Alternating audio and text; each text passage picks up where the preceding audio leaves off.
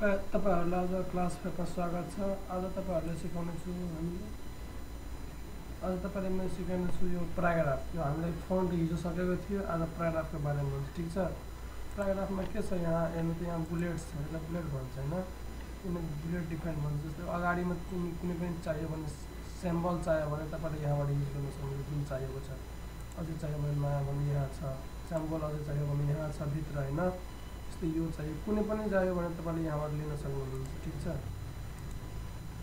Okay गर्नु आयो, बुझ्नु भयो नि? मतलब यहाँबाट यसको भित्र पनि छ define new bullets and list. यो तरिकाले कुन तरिकाले तपाईले चाहिएको छ त्यसको लागि भयो यो।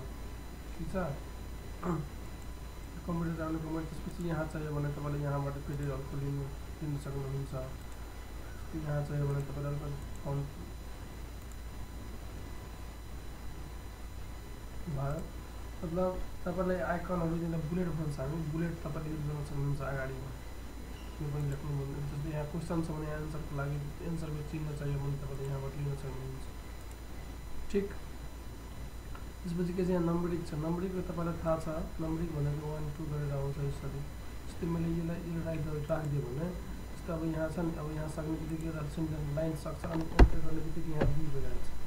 फेरि यहाँ मतलब के लेख्नुहुन्छ भने जस्तो अब के लेख्नु इन्टर गर्नु अर्को आइहाल्छ, एबिसिडी गरेर 1 2 गरेर यस्तै आउँछ। त्यसको लागि बुलेट्सको काम गर्नु।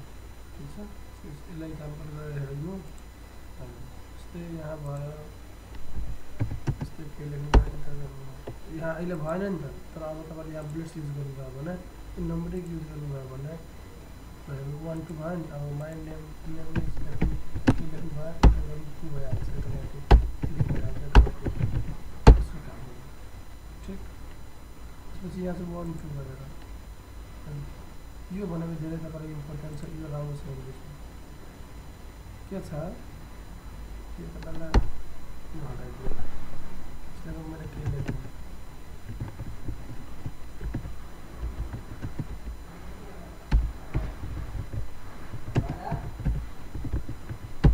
यति गरेँ हैन। त्यसपछि यति गर्ने बित्तिकै मैले अब यहाँबाट 1 2 गरेर यहाँ 1 हुनु। त्यसपछि यो क्वेसन एन्सर हुन्छ नि, क्वेसनमा 1 हुन्छ, 1 को अन्डरमा ए हुन्छ, ए को अन्डरमा त्यो हुन्छ, मतलब रोमन संख्या 1 हुन्छ। त्यसको लागि यहाँबाट लिनको लागि ए भनेर मैले युज गर्न सक्छु। यहाँ छ नि 1 छ, 1 छ, 1 को अन्डरमा ए छ, ए को अन्डरमा यो छ हैन। यो लेभल मैले यो गरेँ। ठीक छ, अनि इन्टर गर्ने बित्तिकै यहाँ 2 आयो। यसले के गर्ने ट्याब गर्ने, ट्याब छ नि अगाडि, ट्याबमा गर्ने बित्तिकै अब ए आयो। हो जस्तै अब केही इक्जाम्पल तपाईँ दुईवटा दिन्छु भने लेख्नु इन्टर गर्नु 2 आयो, इन्टर गर्नु। अब तपाईले योभन्दा पनि अगाडि चाहियो भने एबी पनि छाडेर तपाईले रोमन संख्या चाहियो भने फेरि ट्याब गर्नु, लेखेर इन्टर गर्नु। अब यसलाई के गर्नु ट्याब गर्नु, ट्याब गर्ने बित्तिकै आयो 1 2 आयो रोमन संख्याको।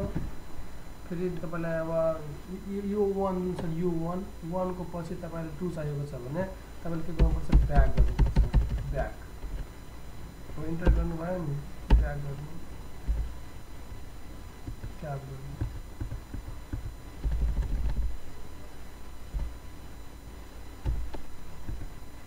यो आयो नि 1 आयो,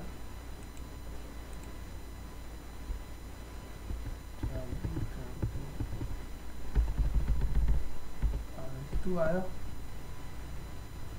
यस्तै गरेर तपाईले युज गर्न सक्नुहुन्छ। राइट क्वेसन एन्सर यस्तै हुन्छ। ठिक छ, यो भइसक्यो तपाईलाई। त्यसपछि यहाँ छ यसलाई भन्छ इन्क्रिज इन्डेन्ट भन्छ हामी। इन्डेन्ट भनेको यसलाई अगाडि सार्नु छ। जस्तै किबोर्डले तपाईलाई अगाडि सार्नु छ भने राइट साइडमा भने गर्न सक्नुहुन्छ। ब्याक गर्नुपर्छ भने यहाँबाट ब्याक गर्न सक्नुहुन्छ।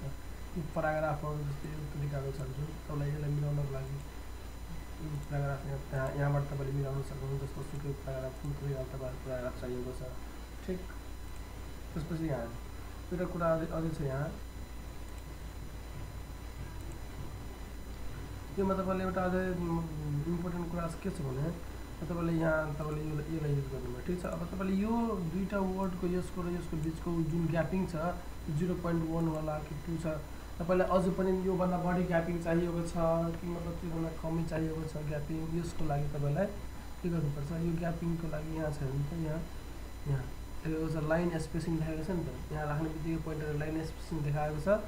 के गर्नु यसलाई क्लिक गर्नु अनि तपाईले 1.15 छ यसले ग्यापिङ तपाईले 2 गर्नु सक्नुहुन्छ 2 को ग्यापिङ भयो हेर्नु त त्यो तपाईले यतिले सिलेक्ट गरेर तपाईले यसको बिचमा बडी ग्यापिङ छ भने यसले क्लिक गर्नु र यसलाई 3 गर्नु भयो 3 को ग्यापिङ भयो हैन तपाईले यो भन्दा पनि कम चाहिएको छ भने तपाईले यो पनि मिलाउन सक्नुहुन्छ जस्तै 1 भयो 1 गर्नुबित्तिकै थोरै ग्यापिङ भयो ठीक छ तपाईले यो भन्दा पनि आफ्नो तरिकाले गर्नु पर्यो भने लाइन स्पेसिङ ग्यापिङ छ यो यहाँ तपाईले आफ्नो तरिकाले मिलाउन सक्नुहुन्छ हेर्नु त 0 गरिदिए अनि यसलाई राइट लेफ्ट को सबै मिलाएर यसरी गर्नु भयो भने यहाँबाट सेटिङ मिलाउन आफै सबै गर्ने बित्तिकै तपाईले यो कुनै टेन्सन हुँदैन सबै अटोमेटिक मिलिहाल्यो नि त अब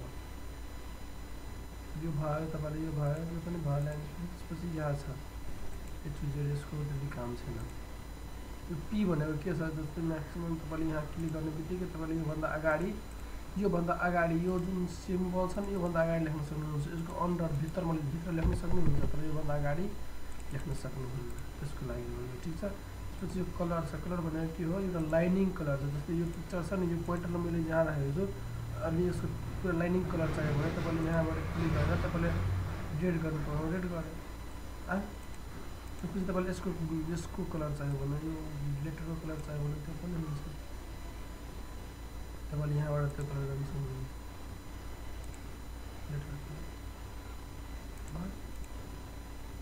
त्यसपछि के छ बोर्डर छ यो बोर्डर भनेको के हो तपाईले जस्तै यहाँ छ यतिले तपाईले बोर्डरमा राख्नु पर्यो भने बोर्डरको अन्डरमा राख्नु पर्यो भने यहाँबाट बोर्डर क्लिक गर्नु टपमा चाहियो कि लेफ्टमा चाहियो कि बटममा चाहियो हैन लेफ्ट साइड अब अल बोर्डर मतलब चारैतिरबाट चाहियो भने यसरी क्लिक गर्नु सक्नु आयो ठीक छ यसरी क्लिक गर्नु या तपाईले अरु यो तरिकाले चाहियो भने यो आउटसाइड बोर्डर चारैतिर अब लेफ्ट साइड आउँछ यहाँबाट सबै सेटिङ मिलाउनु छ नो बोर्डर गर्नु नो बटन अल बोर्डर आउँछ बोर्डर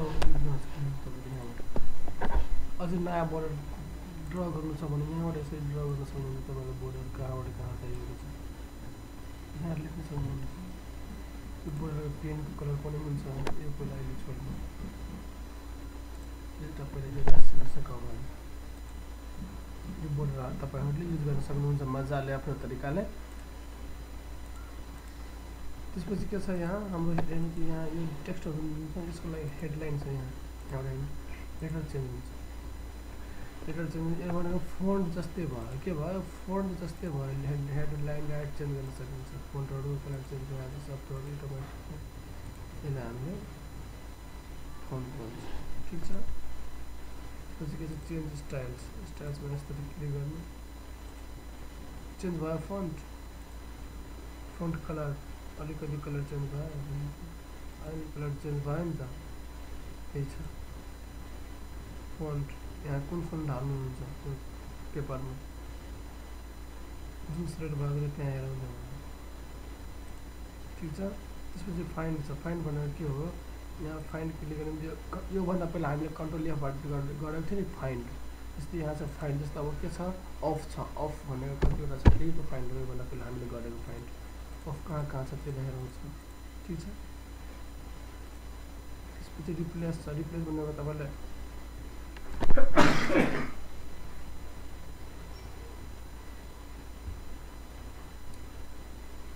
एन्डको ठाउँमा तपाईले द दिनु पर्यो भने सबै ठाउँमा भने तपाईले यहाँ हटाएर त्यसलाई यहाँ द गर्न सक्नुहुन्छ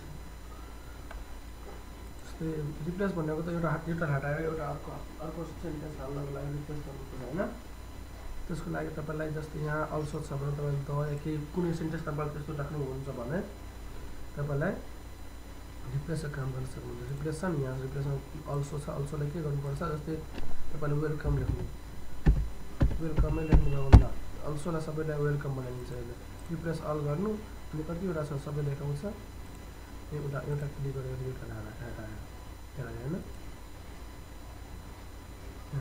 हैन यहाँ अल्सो पनि यहाँ वेलकम आयो नि त एउटालाई क्लिक गरेर तपाईले पुरा सेन्टेन्समा गर्नुभयो पुरा सेन्टेन्समा हुन्छ केही सेन्टेन्स आज क्लास यति सकियो आज फोनको प्याराग्राफको सबै सकियो होममै सकियो अब तपाईले इन्सर्टमा अर्को लेख्नु